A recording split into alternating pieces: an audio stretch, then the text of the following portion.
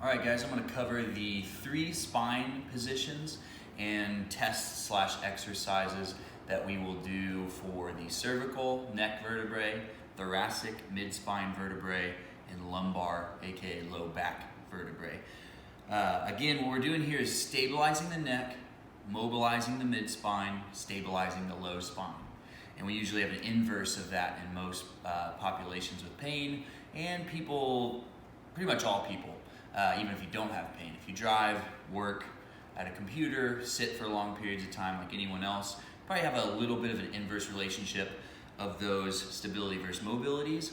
We usually have a really stable and tight mid-back and an overly mobile and weak neck and low back. So these 3 exercises are going to try to get that to reverse itself. The first thing we're going to do is lay on the ground. This band doesn't really matter for this one. We want to have an implement that's roughly 1 to 2 inches off the floor.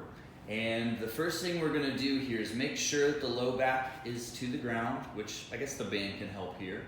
But you can also just set your fingers under your low back and test it that way. Ribs don't want to come up too much, and that'll be true for all of these. If you naturally have bigger ribs and they poke forward but the back is still on the ground, that's totally fine. So bring those ribs down into the floor, but you'll notice that pushes my neck up here a little bit. So we also want to keep the back of the neck closer to the floor as we can, closest to the floor without pain as we can. Now from here, we let the arms relax. We want to keep this space right here as open as possible, not shrugging up like this. So kind of turtle out of the shell, laying down on the ground, relaxed. All these exercises, breathe through the nose and out through the mouth if you want, but always through the nose on the inhale. From this position, we're going to take our chin, imagine where your lymph nodes live, right under the chin. We're going to give ourselves a double chin, as if someone was trying to pull our chin up to the ceiling like this. We're pulling that in. Notice that it raises the back of my head a little bit. From this position, you want to get as long as possible, like someone was doing this. Almost curling you up into a towel. So chin in, crown long, packed through the neck, gotta get that double chin. And then we pick our head up just enough to move this around like a credit card in a swipe machine. Not any higher and not any lower, obviously. And we don't want to put our weight into there. Now from here, we should feel these muscles. And from that position, I'm just gonna hold and demo.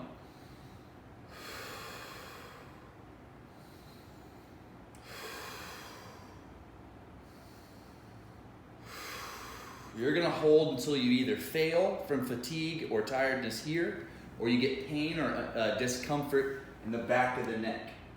Again, at a certain point, we do this because these tighten up to try to be what the flexors should be. So we're trying to get the flexors here, but when they weaken, the extensors of the neck try to hold our head up for us like this, and that's where we get those pains and headaches from. So on those holds, try to find your end range where you either fail here or get tight or uncomfortable in the back of the neck, and time yourself there. Whatever that number is, try to do 3 rounds getting as close to that end range as possible. Over time, you want to build up to where you're getting closer to 1, maybe 1.5 minutes, and ultimately maybe 2 minutes. So that's the cervical portion to help stabilize this portion. We're going to go into the lumbar and hit the mid-back last. So for the low back, we do want this band not at the belt line, but a little higher, and definitely not up near the mid-spine or the bra strap line. We want to keep this right at the low back, but not too close to the belt line. Imagine someone's trying to pull this out from under you, so we keep the low back down, our kidneys to the floor. Now from this position, you can just hold. Step 1 is just to be able to do this and breathe through the nose down into the belly without losing this. Watch my abdomen rise, not my chest. Abdomen rise, not chest. So that's step 1. Step 2 is the dead bug position. You should be able to go into this position and not be able to lose this. If you don't have somebody to try to pull this out from under you, just make sure your low back's not coming off the floor. And again, you can test that with your hands. From this position, we'll hold, breathe a few breaths, and we'll start to try to tap one heel at a time. without losing the low back. Then you can try both, and you can reach as far as you want with that one. Obviously, this is going to be easier than this one. So again, graduate over time. The coordination one will be right leg, left hand.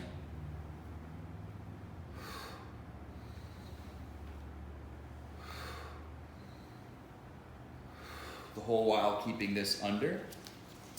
And then the other one we can do here is eventually you can go into a full hollow body. But notice how I get pretty mountainous in the middle of my abdomen. We want to build a big sunrise belly here. So you want your whole abdomen to be nice, flat, and round, not kind of peeking up like this in the middle. We want to get really full in the abdomen like a bear. Now the last thing we want to do, and I'm going to have to step out of frame, so bear with me.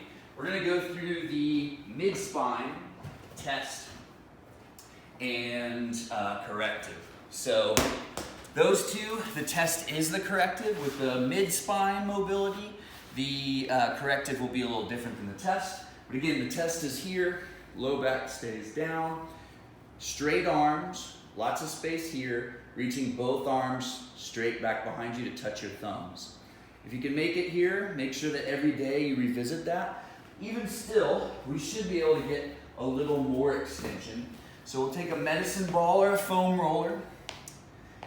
If you're a little shorter, this might be kind of difficult, so foam rolling might be the way to go. We'll go into this position. We'll interlace the fingers to cradle the head here and just try to take the elbows to the back of the room. Again, without letting these hike up like that and getting too tight in the low back. So keep your ribs in, cradle the base of the skull. I'd go back and I'd do 5 nasal inhales and exhales. Imagine you're on a beach.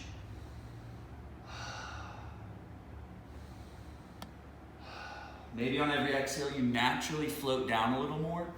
And then, over time, you can take a dumbbell, very light in the beginning, maybe 5 pounds, and you just would reach a little bit of weight overhead. Make sure we don't feel any discomfort in the shoulder or chest or neck, and keep the neck clear, not doing something like that. I want to keep this all nice and open.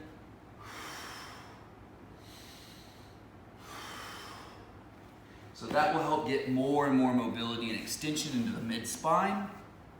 So there you have it. That's all 3. Revisit the tests, revisit the correctives, try to check in with this every day. This took longer than 5 minutes, obviously, which we want to get you to a 5-minute flow, but these can be done a lot faster if I'm not talking through it. So I do 3 rounds of each of these and progress them as you get stronger.